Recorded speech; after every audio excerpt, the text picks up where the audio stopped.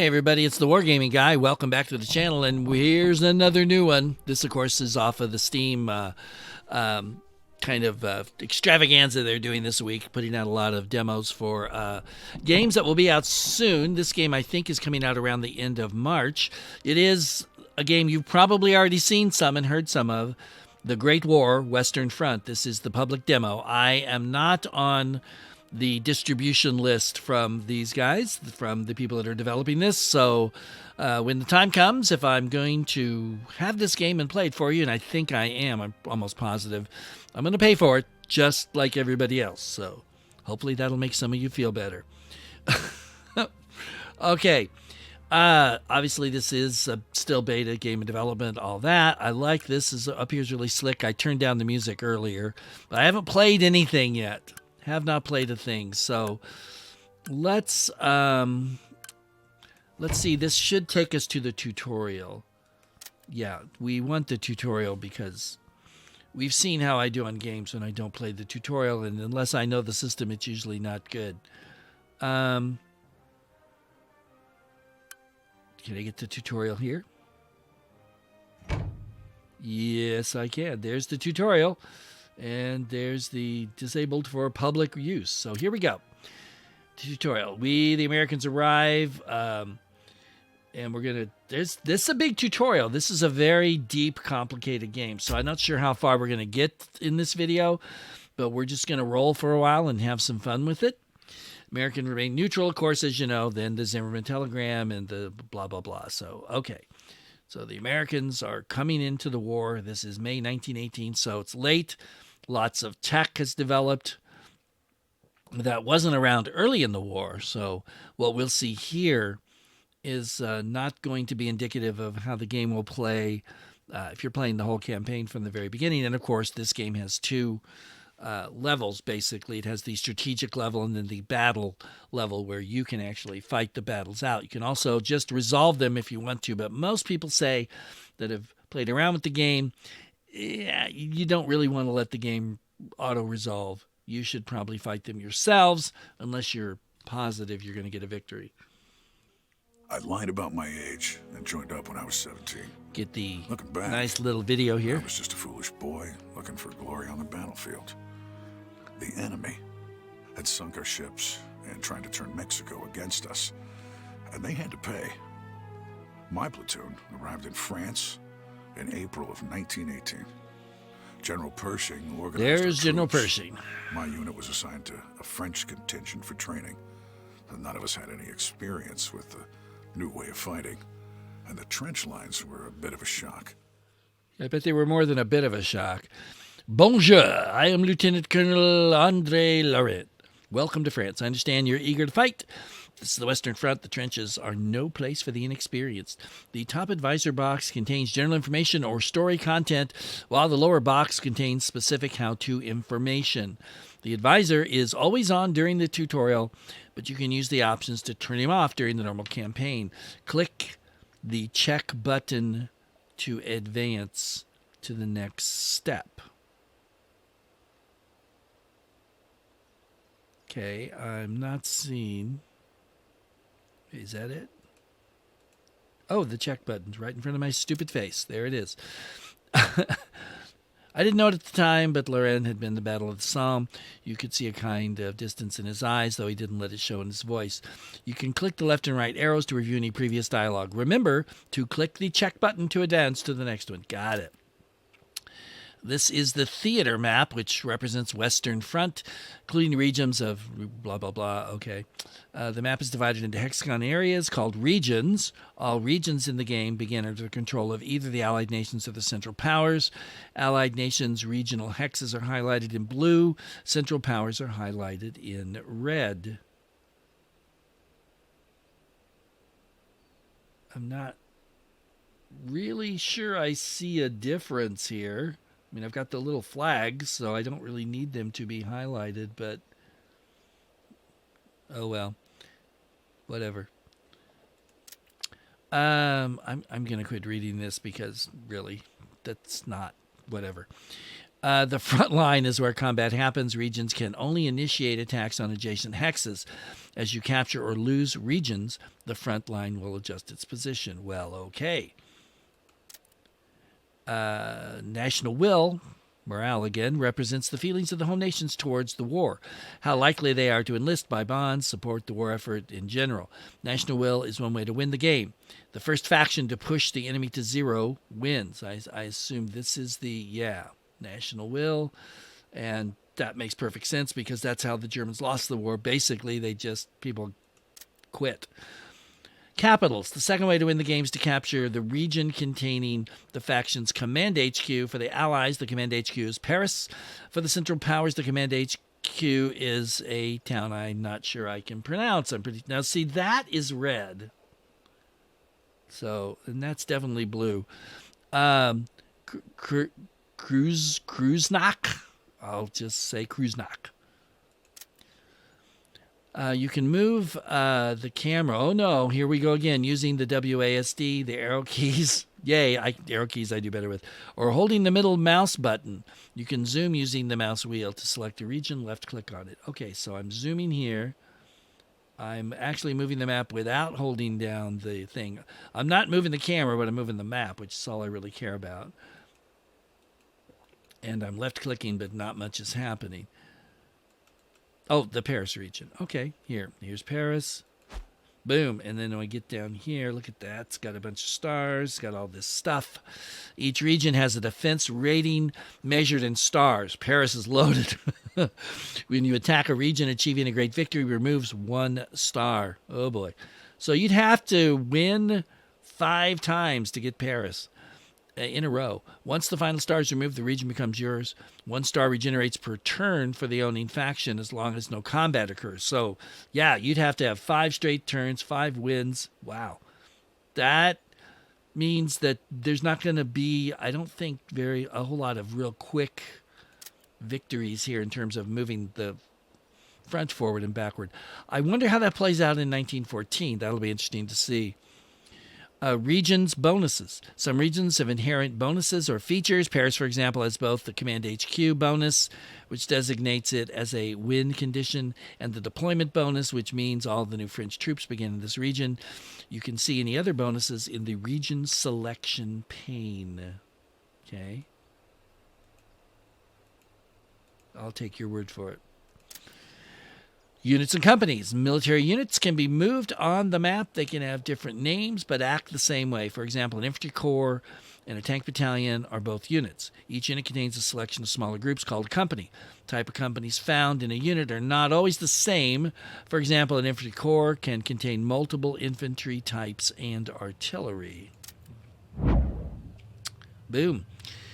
Objective events are optional requests that grant a reward if completed within the time limit in turns. Objective events are just one type of event that can occur during the campaign. Reinforce Chateau Thierry until it's expecting a German assault. So we can move. I see. So these will give you your objectives. These are the results. You get gold reserves, national will, and I know supply is also a thing in this game, and you use it to buy stuff like artillery and airplanes, and I think reinforcements as well, stuff like that. Events objective. In the campaign, there's no penalty for failing to complete an objective event other than not receiving the reward. In general, the rewards will be worth the effort, but ultimately it's up to you. Click the View Objective to close Click the View Objective to close/accept event, which will select Chateau Thierry. Okay. You must achieve a victory of Great Victory level. That's a little awkward. You must achieve a victory of Great Victory level in combat to remove a star from the region. When a region is lost, any defenders will retreat to the nearest friendly region. Some units, such as siege artillery, cannot be moved in a retreat and are lost. Okay. You can see that's 1 star there, 3 stars there, 2 there. So I would say this is dangerous. This is only one. Ooh. These are all like 1 stars. That's probably not a great thing. Remember that each nation has its own deployment region for bringing new troops and supplies, as shown in the bonuses section of the region selection pane. The deployment regions are Kreuznach for Germany, Paris for France, Calais for Britain, and Les Muriers for America. Move the camera and select Les Muriers. So there you go. Cool. There's my people. We have new orders. Not yet, you don't. Probably wasn't supposed to do that. Units are displayed, blah, blah. There's tanks, artillery, siege artillery, and 4 types of infantry. All present units are shown in the region pane. Left-clicking on a unit will add it to the units to move box or back. Right-clicking on them moves the entire stack. Clicking directly on the stack on the world map will also select and add the whole stack. Select 3 infantry corps in the region UI for movement.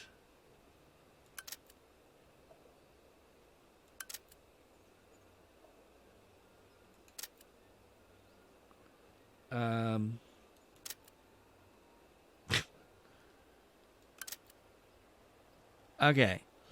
Right clicking on the target region will automatically move this. Yeah, is it selected? Move out. There they go. All right. And then if I select, there they are. Your units can either move or attack once per turn. Units can defend whether they've moved or attacked, but if you initiate an attack, only those units that haven't moved can participate. You cannot attack from a single region more than once per turn. Aha. Okay, Allied forces have to deal with the concept of disunity. Command, certain nationalities gain reduced morale when stacked together. There are 3 groups, Britain, Canada, Australia, and India. There are 3 groups, Britain, Canada, Australia, and India. That's 4 groups. They need to work on this box. Form Group 1. France is Group 2, and America is Group 3. If units from more than one group are in the same region, all units suffer a minor morale penalty. That's interesting.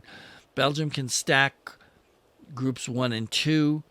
The Central Powers do not suffer from disunity of command. Yeah, they need to rewrite this box. That's fine. Okay, I find that a little strange since we trained with the French, but whatever. The events log shows a list of all the active events and their duration. Clicking on the individual events will display the event pop-up. Citing or clicking on the explanation icon will toggle the list between active and completed events.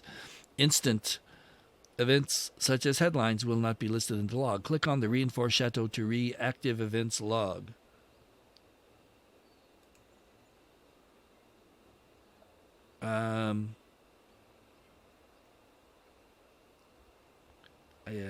Whatever it is, the events log. I don't see. Oh, there it is. Is that it? Yeah. Click the objective to close. Okay, so it's up there. That's the thing. So I gotta. Yeah. Okay. Tanks of all types are stacked together, similar to infantry. Remember, you can select the entire stack directly on the map, or you can select the regions, Paris, and then left-click to add the individual tanks. So I can... En attente de nouveaux ordres. There, so... Tank battalions consist of multiple tank companies. Allied nations' tanks are divided into cannon-mounted tanks and machine gun-mounted tanks. Each battalion will come with at least one of each. Move these selected tanks from Paris to Chateau Thierry. There they go. Hey, we got through chapter 1, people. All right. Now, all you have to do is remember that. Every single bit of it. Don't forget, or people on YouTube will yell at you. Gold reserves are used for all purposes. On theater command level, it allows you to purchase new units, such as tanks and aircraft, region structures, and strategic abilities. One of the most important uses is to purchase supply for the battles.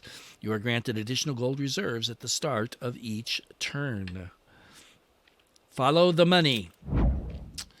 French command believes German, blah, blah, blah. Okay. Okay. Okay, let's see. Most objectives do not need to be completed on the turn they're assigned. You usually have 3 to 5 turns to complete them. It's always a good idea to assess the situation and determine your best time to attack. Click View Objective to close Accept Event, which will select Chateau-sur-Marne. Or I'm totally screwing up these names as always, because I don't speak French. Selecting a region displays a lot of information. For enemy regions, however, much of that information is hidden. You will not be able to see the enemy's exact army composition or economic details, huzzah, at least initially. Select Montmiral. Okay. I have selected it. Espionage missions allow you to send spies. Oh, that's interesting. To connected enemy regions to protect your own directly. Or, wait, what? To send spies to connected enemy regions or protect your own directly. Region intel reveals enemy economic and structure information. Army intel reveals enemy units. Both missions are initiated from your own regions and affect all adjacent blah, blah, blah, enemy regions. Click the Army Intel ability button. That must be this one that's flashing at me. Boom. Look at that. Success. I don't really know what it's telling me, but okay. First espionage mission used each turn will always succeed. Oh, that's interesting. But each subsequent one has an increasing risk factor, a chance to fail. If you get a mission failure, your gold is still spent. You get no additional info, and your ability to perform espionage is locked for the remainder of the turn. Click the button to close the report. Okay, they affect all enemy regions adjacent to you where you activated the mission, even if the enemy had counter intel activities in one region. Others will still be affected. You can see the results of these missions by selecting the enemy region. Okay, so there we go. There's what the Germans have got. They got tanks, by cracky. Active Army Intel will allow you to see the exact unit counts and types, while Active Region Intel allows you to see the enemy structures and economic information. Numbers below the icons show how many turns the ability remains active for the region. Some abilities, like Theft and Sabotage, are activated directly on the enemy regions and only apply to that region. Remember that you can select the entire stack directly on the map or select it from the region tray. Select remaining American infantry stack in Les Marais.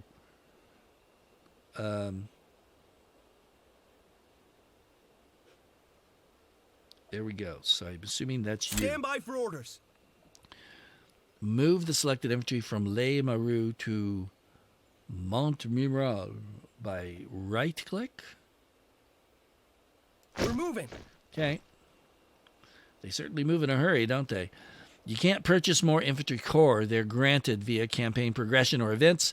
However, you can use gold reserves to purchase tanks, aircraft, siege artillery. Okay. Click purchase menu. That would be you, I guess. Each unit you purchase will contain multiple companies or wings. Remember that unlike infantry, units purchased from the menu can be completely destroyed in combat. If that happens, you will have to purchase replacement. Click French Tank Battalion on the button. There you go. To purchase. Click Purchase Menu to close. Newly purchased units will appear in one of the 3 locations. Calais, Paris, or... yeah, we got that.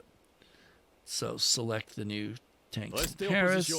Move to Montreal via right-click. Aircraft are gained from the purchase menu like tanks. Air wings contain fighter and bomber aircraft that can perform missions on the battlefield. Select aircraft stack in Paris. This is pretty good. So far, it's all making sense. It's fairly direct. It's a lot to remember, but it seems to be fairly intuitive. Let's put it that way.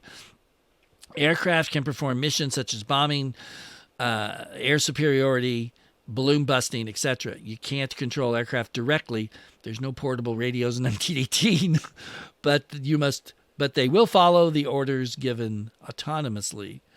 They will follow their given orders autonomously. Move selected aircraft from Paris to Montreal via right click. And that area is like built up seriously. Chapter 3, Supply and Structures. Select Montreal. Siege Artillery. Siege Artillery are unique units in that they do not appear on the battlefield. Instead, they allow you to use siege bombardment in battles. They do not affect disunity of command. Any siege artillery still in a region, when it's captured, will be lost. Got it. So how do we know they're there? Is that siege artillery? Even though they say they don't appear on the battlefield? I'm not quite clear how I know I have them, but okay. Counter intelligence is an espionage ability you can apply to your own regions. It lasts for 5 turns, prevents all enemy sabotage. Each time it prevents an attack, its duration is reduced. Click the Counter Intel Ability button.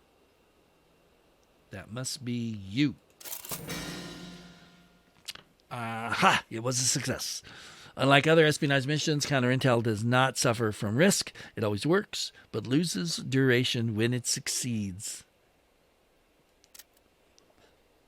Supply is the currency used during battle. Supply is used to build trenches and other defenses, call in reinforcements, activate abilities such as artillery and air missions.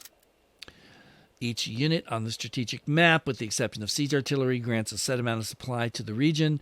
This is refreshed for each battle.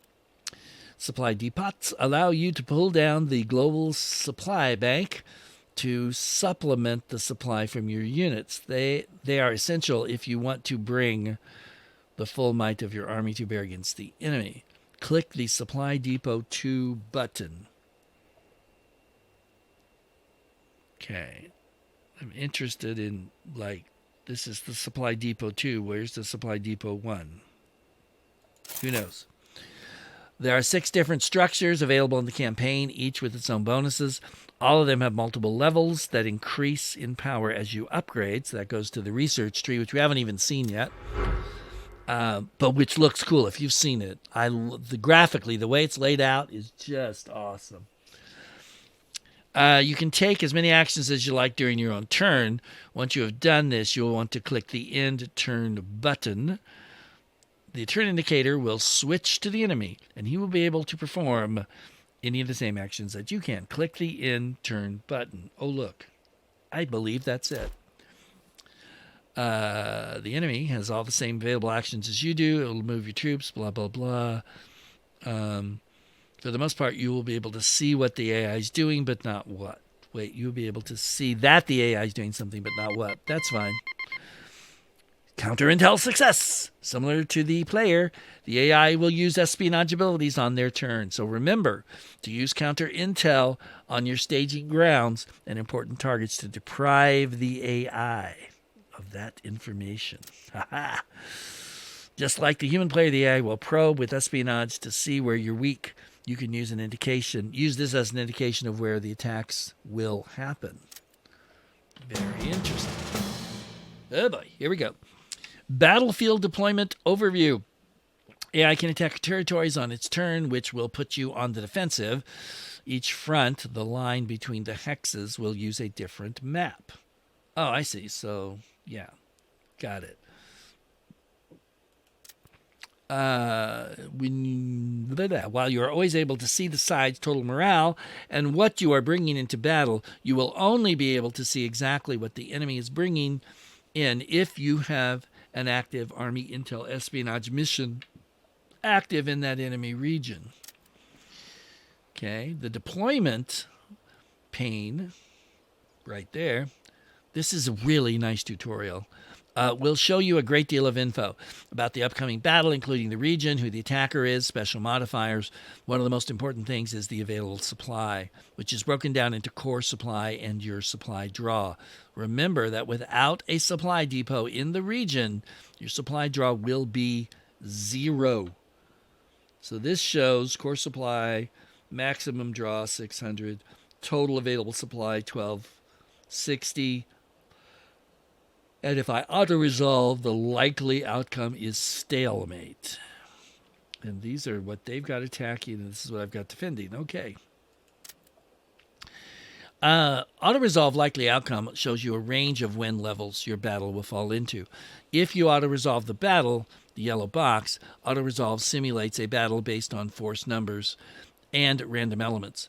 The more even a battle is, the better it is to fight the battle directly so that your skill and good decisions, they don't know me, play more of a part in the battle than chance.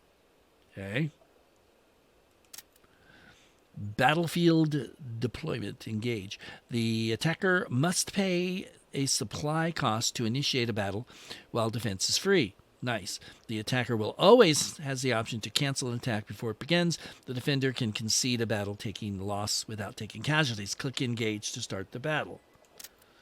Here we go. I think we're going to the tactical, what I would call the tactical level now. One of the French towns to receive the Légion d'Honneur, Chateau Thierry 3, whatever it is, has seen its share of battles. Okay. So we're just going to pause here while we load. This game has obviously is very graphic heavy. And it's beautiful. I mean, let's face it, that map, it's gorgeous. It's a little, I think it's trying to tread the line between traditional war game, you got the hexes and the different units, and more of a game that'll appeal to a broader audience with the big kind of cartoony figures and the yes sir, we've got our orders and all that jazz.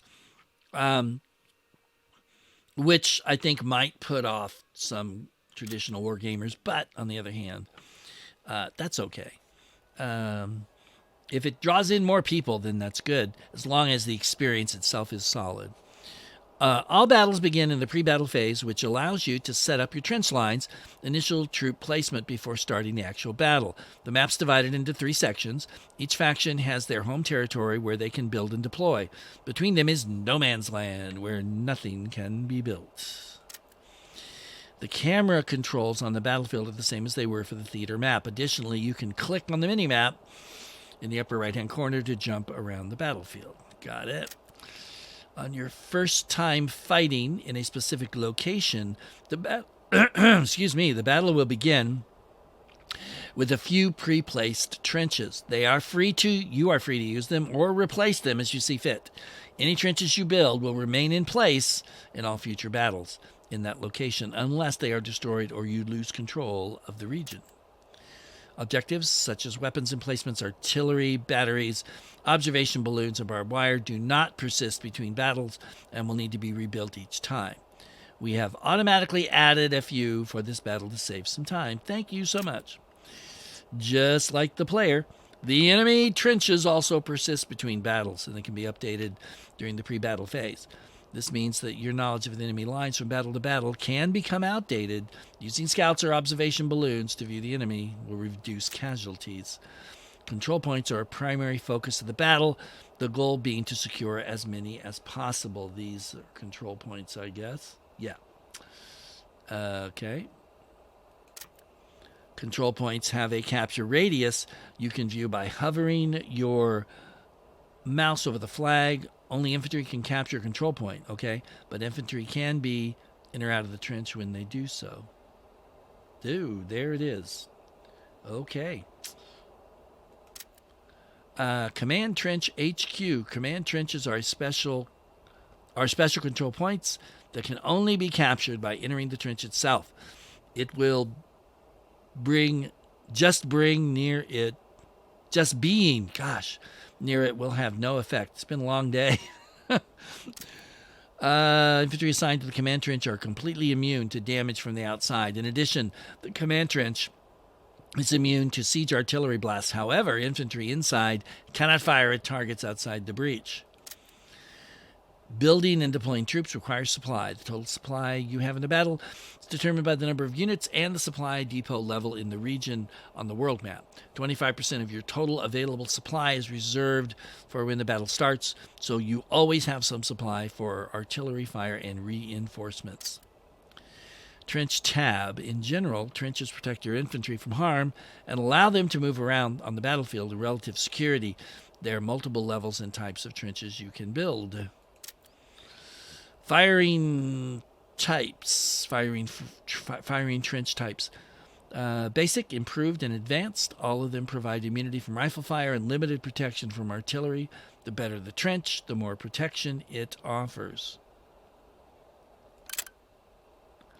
By clicking on the trench button, you enter into placement mode. You can place a trench in any valid location. You can use the mouse wheel to rotate the trench. Build a trench. Can't do that. And I can't move the map either. So let's just put it right there. While in placement mode, you can place as many of the same object as you want. When you're done, right-click the exit placement mode or choose right-click to exit the placement mode or choose another object. Build another improved trench. But I don't want to. That's probably not what you want to do. How about... Yeah, let's put him there. We can upgrade previously placed trenches by placing a higher level version on top of the existing one. Upgrading costs less supply than building a higher level trench from scratch. You cannot downgrade a trench, but you can remove it by clicking the X button over the trench. Oh, that. All right. Communication trenches are used to connect firing trenches, providing a way of quick transition between them. Infantry comm trenches gain a speed boost, allowing them to get where they are needed quickly. Infantry cannot stop in a comm trench, and they offer less protection. Click the comm trench button. Okay, that's what that looks like. Best use of communication trench is to connect two lines. Two lines of firing trenches. If you place a comm trench at the one end is connected to nothing, it likely won't be of much use. Place comm trenches. How do I... Oh, I see. Maybe. No, they won't let me do that. That's not really going to be... No. Come here. But it won't go far enough. So what good is this? Okay. If you want me to... There we... No, but... Oh, shoot. See, I was going to put another one so it would connect, and they won't let me.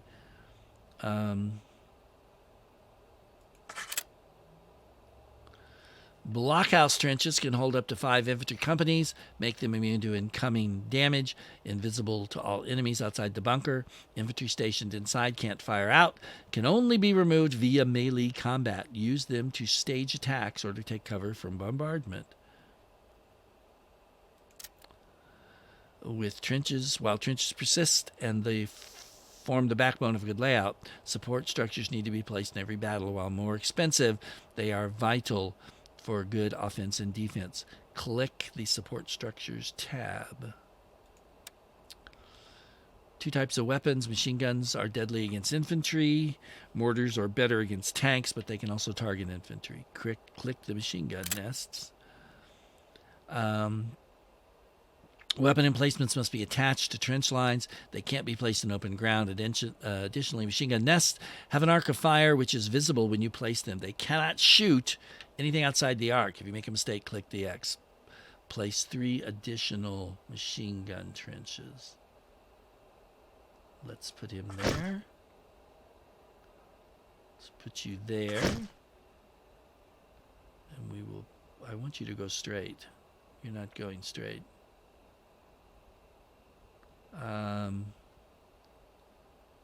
Can't see over there.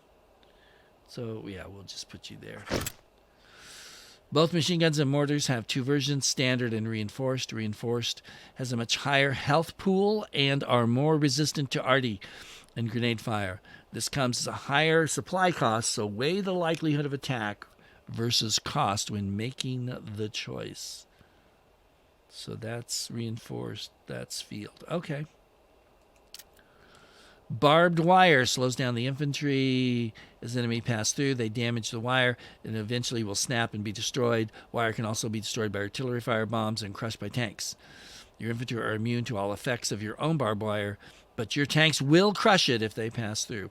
That's reasonable. Razor wire is the more deadly cousin to barbed wire. Razor wire acts exactly the same as barbed wire, but additionally damages enemies that pass through it. Yeah, I'd say it's more dangerous. Observation balloons are special objects that can be raised to reveal a large area in the fog of war, allowing you to track enemy movement. Raised balloons are vulnerable to aircraft, while lowered balloons and their support trucks can be attacked on the ground. Click the observation balloon button in the support tab. Balloons can reveal a large portion of the map, but it isn't infinite. While they have low health, placing them at the rear of your lines means that you will reveal mostly your own territory, which is not that useful. Choose a position that can be protected while pushing as far into the enemy lines as possible. Click to place a balloon. All right. They're not going to let me move anything here except that. So I'm going to say I can't put it there or there. I can put it, well, I guess that, but I can't put it there. How about over here? No? Interesting. All right. We'll put it there. Command cap is limited to how many units you can place onto the battlefield at one time. In the campaign, the number is 30, though it can change in other game modes. Weapon employments, balloons, and aircraft don't count. Don't reduce the command cap. Infantry units and artillery do. If a unit uses command cap, it appears in the blue tray at the bottom. Clicking a portrait will select that company, while double-clicking will select and center the camera on the company. Okay. Artillery are special units that, while immobile, can use multiple abilities. Fire across much of the battlefield. Artillery batteries are visible in the unit tray and take up command cap. They are very powerful and, as such, much more expensive to field than infantry. Heavy artillery has 3 abilities: precision barrage, poison gas shells, and airburst shells. The first ability is available by default. The latter 2 must be unlocked during the tech tree. Click the heavy artillery button. Place a heavy artillery. Let's see. The mini-map where the cannons are reach. As with the trenches, you can use a mouse wheel to rotate the battery while placing. Which way is it? Oh, okay, so that is towards the enemy, except not that. Except that. Yeah. Which, if I could see the rest of this map, but I guess I'm just practicing, so. But it's that, yeah, there's the arc of fire, so we'll put it in there. Place another heavy artillery. Artillery abilities have a cooldown. Using an ability on a battery locks down all abilities for that battery until the cooldown expires. Because of this, having multiple batteries is useful. Always have at least one ready to fire.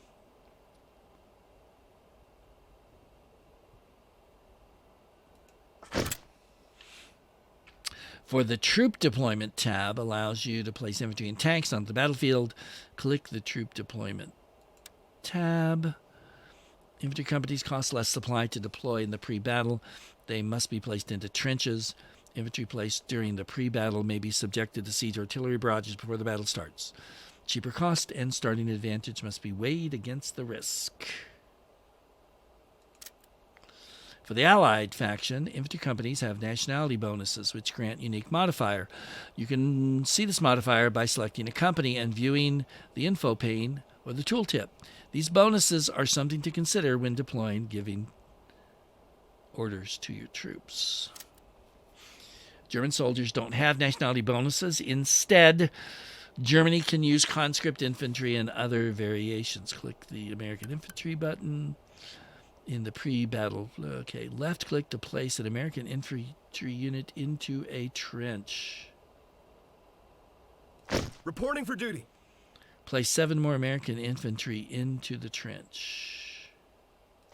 Reinforcements reporting. 2, Reinforcements ready. We've 4, arrived and await orders. 5. Looks like we're late to the party. See, do we really need that stupid Reporting commentary? for duty. That's 6. I'm sorry, I just don't. Reinforcements care for reporting. it. Okay, so that's 8. Should be 8. 1, 2, 3, 4, 5, 6. Oh. 8. Reinforcements ready. Okay, infantry specialists. Specialist units have smaller company sizes, but make up for it by having more health and morale. There are 2 types, raiders or grenadiers for the Germans, and flamethrowers, for stormtroopers for the Germans. Okay, so it's flamethrowers or the same as stormtroopers. Both are very good at clearing trenches. Yeah, I'll bet. Click the American Raider button. Place 2 American Raiders. Raiders are one of the few units that can fire on entrenched enemy troops outside the trench. They are, however, vulnerable to long-range weapons, so they need protection or cover to reach the enemy. Reporting for duty. Reinforcements reporting. As with infantry, tanks cost less in the pre-battle phase. Pre-battle bombardment is available. If you have siege artillery in the region, it's useful to clear enemy trenches to support your attack and potentially destroy the trenches themselves. Because of the high cost and randomness of fire, it's best used when you are the attacker and planning a massive assault. How you spend your supply in the pre-battle is a key element of the game, and supply you do not spend in the pre-battle will be added to the reserve once the battle starts. You have to balance the need for more defenses built in the pre-battle versus the need for reinforcements in the battle. Okay? Click the Begin Battle transition to the battle phase. All placed objectives will be constructed, followed by pre-battle bombardments from each player if they were purchased. Click to begin the battle at the top of the screen. This is interesting. There's a limit to all things, and it must always be exceeded. George Guynemer, French flying ace. Guynemer, something like that. Okay, we're going to do a little bit of this, and then we're going to call it quits for this video. I know it's hasn't been like much in terms of gaming, but in terms of getting to know the game, hopefully this has been helpful to you. Oh no, here we go. During the transition to tactical battle, all the objectives are placed. Normally the battle clock will be counting down, but we have paused it for the tutorial and will automatically do so when gameplay is resumed to give you time to read and react. Thank you. Pre-battle bombardment, the transition phase. Yeah. Okay. Potential bar. That's this. This shows who's winning, I guess. As units. Okay. Victory bars on. Oh, I see. It's on top of it. Okay. The levels represents the range of potential victory levels from great loss to great victory.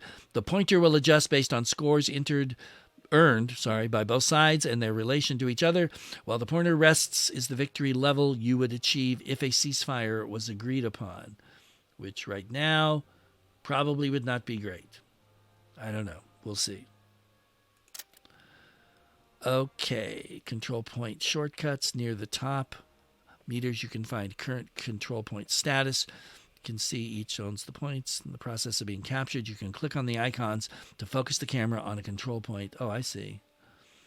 Okay, click to jump to point A. There we go.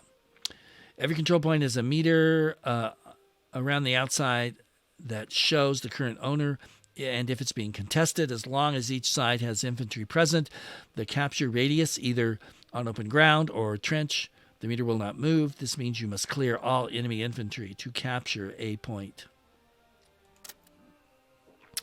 To capture control point, I thought we already went through this. Move an infantry company within the capture radius. The more companies you have in the area, the faster the meter will fill.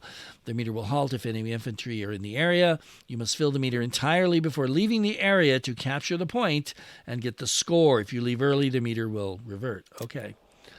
Regions. Each control point influences an area of the map and reinforcement locations linked to it. A control point that is lost or contested cannot be reinforced from. You can see the map sections by using the / key. Okay, that's it right there. So, is there anything over? No, there's not. Okay. Reinforcement points. Each region is tied to reinforcement points as shown on the mini map. If you capture an enemy control point, that links to side reinforcement points. You can then use those to reinforce your own troops. Top and bottom points can never be captured. Reinforcements cannot use a point that is captured or contested. Okay, cost of reinforcements is higher than deploying the same units pre-battle. Reinforcements are limited by the number of available based on the command cap and available supply. Click the infantry.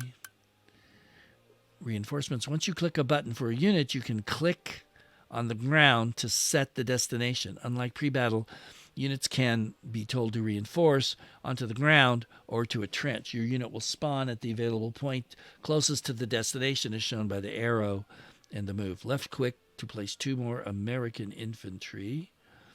Let's put We've one arrived there. and await orders. Looks like we're late to the party.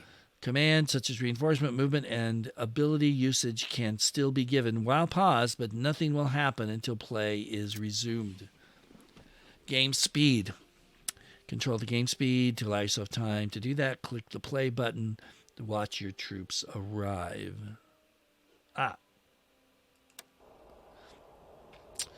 Watch your troops enter the map before continuing. Okay. I'm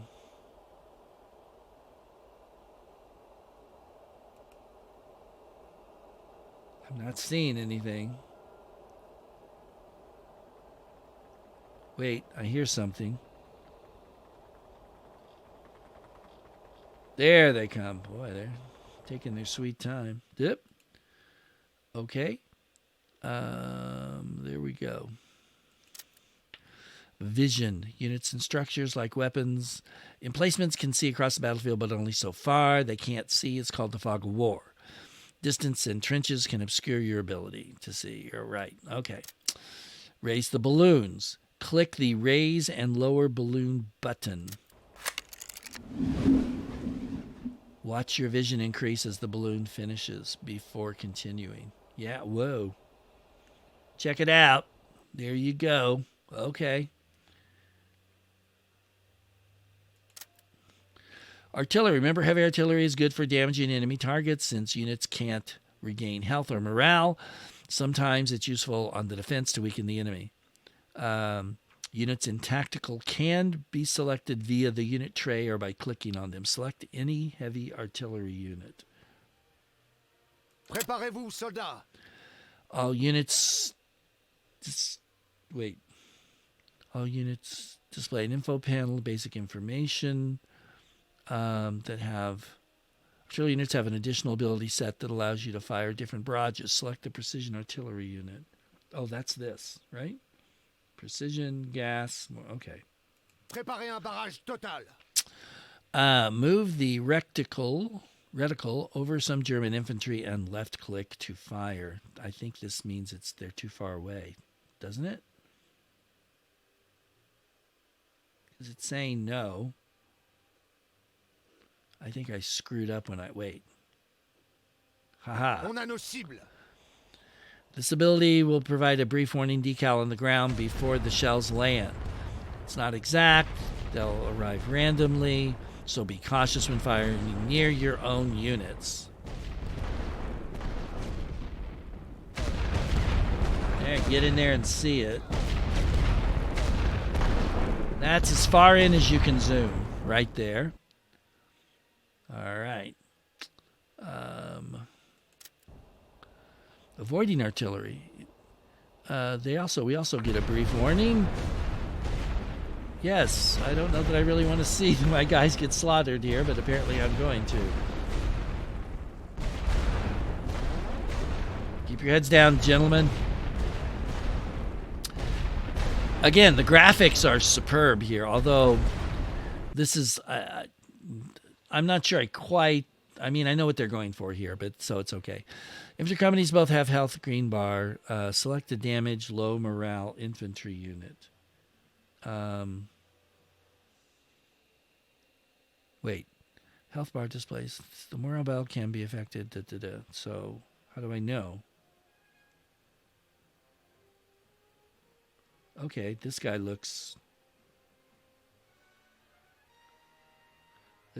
pretty bad. Let's take him. Ready yourselves.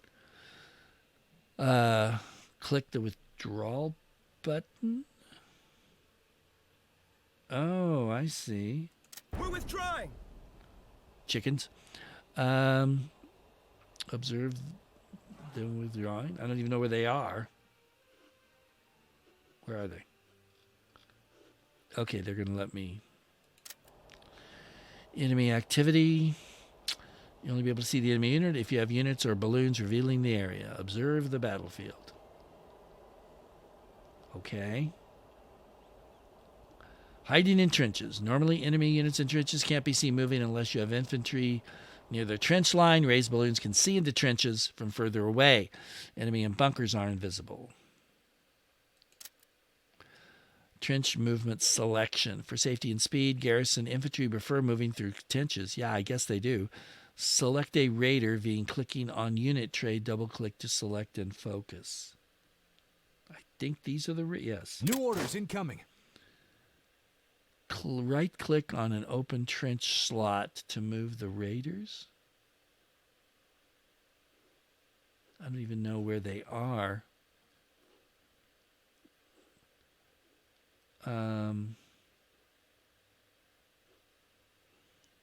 Any trench other than give it a trench to valid destinations. Okay. Can I bring them up here? Sure. Take the trench. There they go. Let's speed this up. Or not. No, I didn't want to pause it. Don't pause. No. What's happening?